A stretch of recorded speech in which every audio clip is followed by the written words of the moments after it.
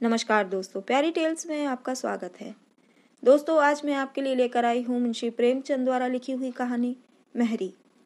कहानी आपको पसंद आए तो वीडियो को लाइक कर दीजिएगा, चैनल को सब्सक्राइब कर लीजिएगा। तो शुरू करते हैं आज की कहानी महरी। भगवान भला करे लल्लू जी की माँ का, जिनके बल पर हर प्रकार का आराम है।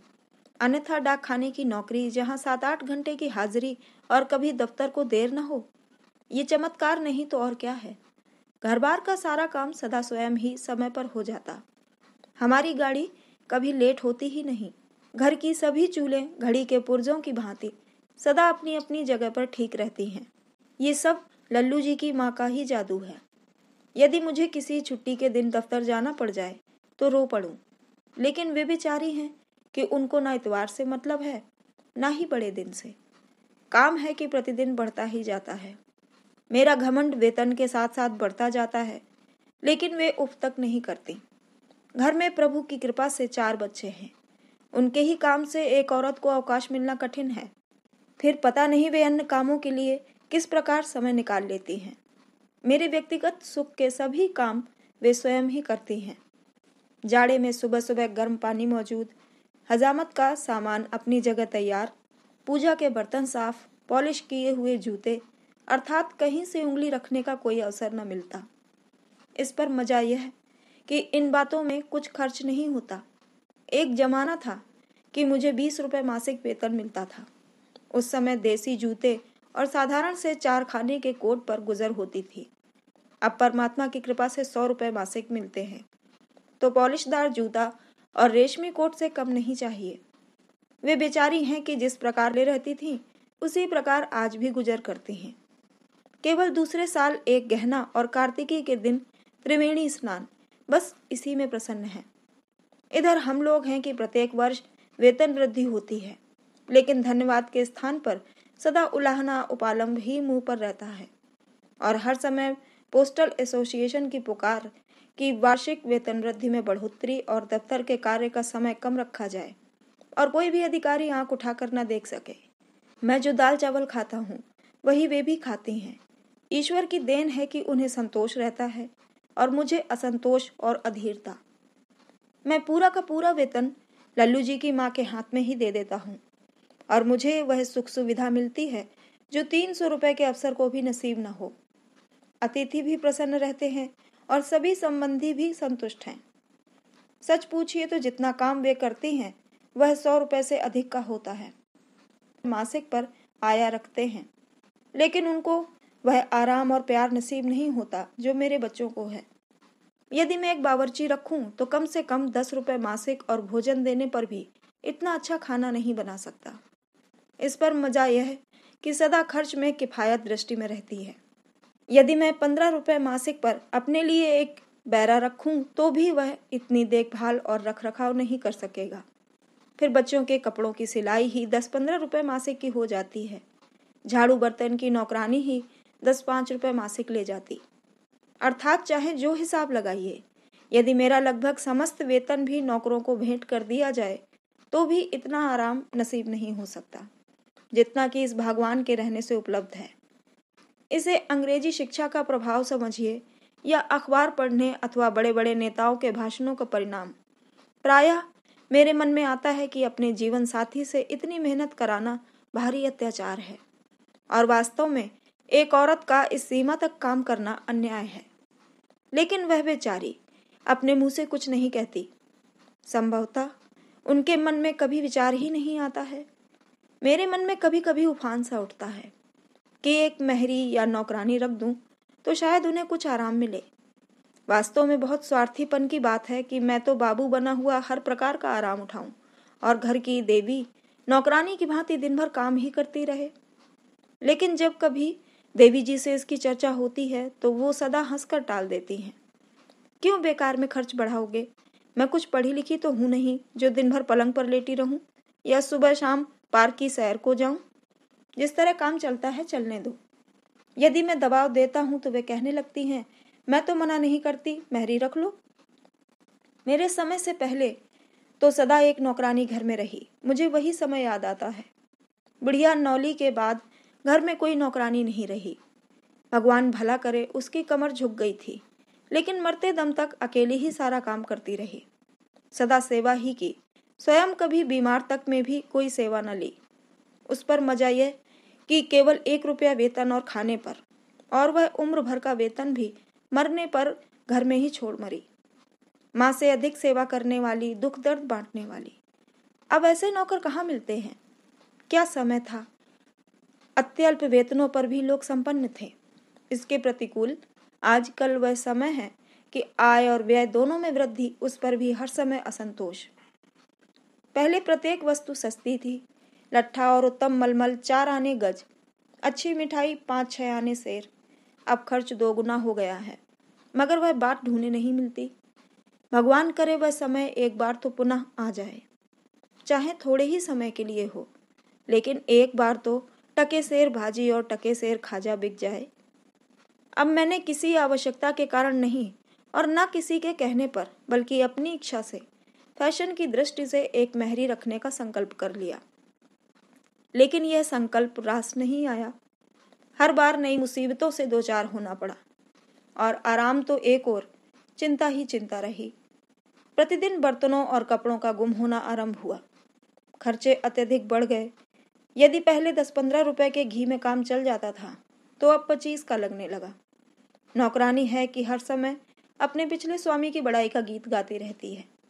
वहां यह होता था, वह होता था, इस प्रकार घी पतनालों में बहाया जाता था, दूध से बर्तन धुलते थे, ये मिलता था, वह मिलता था, अर्थात आराम कम और खर्च अधिक हो गया। हर समय की बकझक ऊपर से। पहली नौकरानी जो मिली, उसकी अवस्था 20-22 वर्ष की रही होगी। आप उसे रूपसी नहीं कह सकते हैं, लेकिन शिष्ट अवश्य थी, और उसकी आंखों में एक प्रकार की चमक भी थी। यद्यपि कोई विशेष बात नहीं हुई, लेकिन देवी जी को शिकायत ही रही। वह कहती कि मैं अब दफ्तर देर से जाता और शीघ्र लौट आता हूँ, लेकिन मैं पूरे समय तक दफ्तर में ही रहता। डाक खाने की नौकरी में देरी और जल्दी कैसी? दूसरी शिकायत ये हुई कि मैं, जमुना नौकरानी का नाम था, की ओर बहुत देखता हूँ, हर समय उसी से बातें करता रहता हूँ, लेकिन मुझे कोई असामान्य बात नहीं लगी। लेकिन जब शिकायत बढ़ते बढ़ते कष्ट और शोक तक जा पहुंची, तो मैंने अंततः उसे नौकरी से निकाल दिया। इसके पश्चात मैंने ढूंढकर एक बुढ़िया रखी, ताकि घर में किसी प्रकार का संदेह उत्पन्न न हो और आवश्यकता भी पूरी हो जाए। लेकिन यह प्रयोग भी असफल रहा। बुढ़िया से ना तो पानी से भरा कोई बर्तन ही उठता है, न पलंग ही उठा सकती है। वह तो हड्डियों और खाल का एक थैला भर थी, और सच पूछिए तो उसे स्वयं ही एक सेवक की आवश्यकता थी। बहरहाल लल्लू जी की माँ को उससे कोई आराम नहीं मिला। उन्हें पहले जितना काम करना पड़ता था, अब भी उतना ही करना पड़ता था। लेकिन बीच में मैं बेवकूफ बना। संक्षेप में यह कि अंततः उसे भी नौकरी से निकाल दिया, और अब एक मध्यम आयु वाली की खोज आरंभ हुई। सर्विस सीकिंग एजेंसी के माध्यम से एक 40 वर्षीय नौकरानी की खोज हुई। उससे पहले अनेक सेविकाएं आईं और चली गईं। कोई काम का विवरण पूछती और काम बताया जाता, तो ये कहती हुई उल्टे पांव चली जाती कि काम तो 2 नौकर का है और वेतन एक का भी नहीं। इस पर जब दूसरी महरी आई, तो मैंने कहा कि काम तो कुछ नहीं है, केवल पलंग बिछाकर पड़े रहना होगा। वह भी चली गई। विचित्र दशा है। यदि काम लेता हूँ तो नौकर नहीं रहता, यदि कहता हूँ कोई काम नहीं, तो भी कोई परिणाम नहीं निकलता। खैर, हफ्ते पखवाड़े की खोज के पश्चात एक और मिली, कि जिस पर न किसी प्रकार के संदेह हो सकते थे, और जो कामचोर भी नहीं थी। हर प्रकार से अपनी बुद्धि से भली प्रकार सोच विचार कर उसे नौकर रखा। थोड़े समय में पता चला कि यह औरत जब चाहती अच्छा काम करती, और जब न चाहती तो कुछ न करती। ऊपर से ये कि जब जी में आता धृष्टता का व्यवहार करती। एक दिन की घटना सुनिए।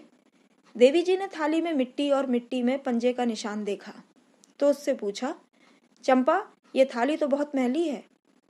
चंपा बोली, ये तो साफ पंजे और उंगलियों के निशान हैं। मैं ही क्या, सभी देख सकते हैं, मगर ये मेरी नहीं है। हुमा, ये मेरी बड़ी लड़की का नाम है कि होंगी। लड़के तो इस घर में मिट्टी से खेला ही करते हैं। देवी, अरे चंपा, क्यों इतना झूठ बोलती है? लड़की के इतनी बड़ी उंगलियां कहाँ? बेकार बातें बनाती है और बच्चों को बदनाम करती है। चंपा, मैं तो बात बनाती हूँ, मगर झूठ तो तुम ही बोला करती हो। देवी, जबान संभाल कर बात कर, ये महीना पूरा हो ले तो हम तुझे बर्खास्त कर देंगे। चंपा, तुम क्या बर्खास्त करोगी? मैं खुद ही थोड़े दिनों में नौकरी छोड़ने वाली हूँ, केवल अपना सुविधा देख रही थी। मेरा आदमी हैरान है कि मैं इतने दिनों यहाँ कैसे रही। वे तो शुरू से ही इस घर के खिलाफ थे। यहाँ किसी नौकर का गुजारा हो ही नहीं सकता। सब चीज़ों पर ताले और मुहरें लगी हैं, सूखी तनख्वाह ही तनख्वाह है। यह बात तो साफ है कि यहाँ कभी कोई नौकर नहीं रहा है। जब मैं शाम को दफ्तर से आया तो मुझे ये बात पता चली। मैंने ये कहकर टाल दिया कि तुमको नौकर नहीं रखना है तो निकाल दो।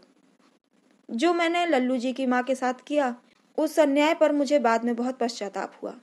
खैर, उस समय तो ये बात आई गई हो गई और मैंने चंपा को समझा दिया और फिर कुछ दिनों तक काम चलता रहा।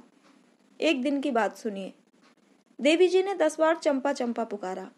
वह नीचे थी लेकिन बोली नहीं। चंपा सुनती है लेकिन बोलती नहीं। तब देवी जी नीचे आई और उससे कहा, तुझे 50 आवाजें दी, तूने जवाब न दिया। चंपा, अरे बीबी रहने दो, क्यों झूठ बोलती हो? तुमने 10 बार ही तो पुकारा और 50 बार कहती हो।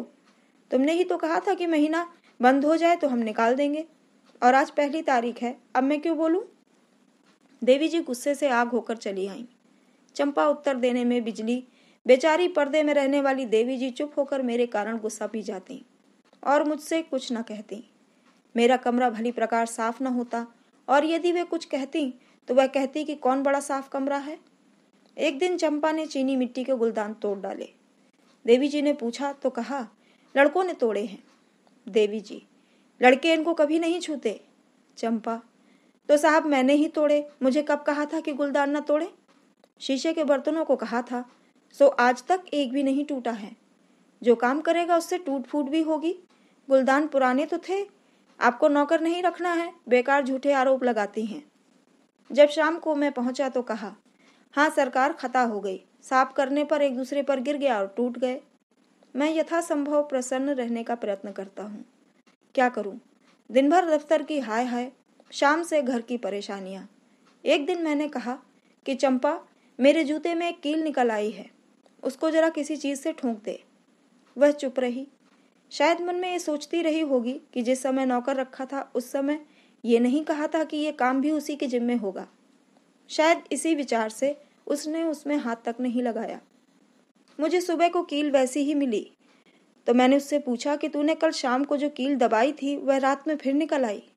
तो वह उत्तर देती है, बाबू जूते पुराने हैं, कहाँ तक चलें? इनको बदल डालो और अच्छे दाम के जूते ले लो कि कुछ चलें। इस भांति जब मेरा नाक में दम आ गया तो मैंने उसे निकाल दिया और फिर कोई मेहरी न रखी। इस प्रकार खोया हुआ चैन आप ही आप मिल गया। सच है, अब नौकरों का समय नहीं रहा। प्रत्येक व्यक्ति स्वयं अपना सर्वश्रेष्ठ नौकर है। तो दोस्तों, ये थी कहानी मेहरी। आशा करती हूँ आपको अच्छी लगी होगी। तो कृपया कमेंट में हमें ज़रूर बताइएगा। चैनल को सब्सक्राइब कर लीजिएगा। कहानी को पूरा सुनने के लिए बहुत बहुत धन्यवाद।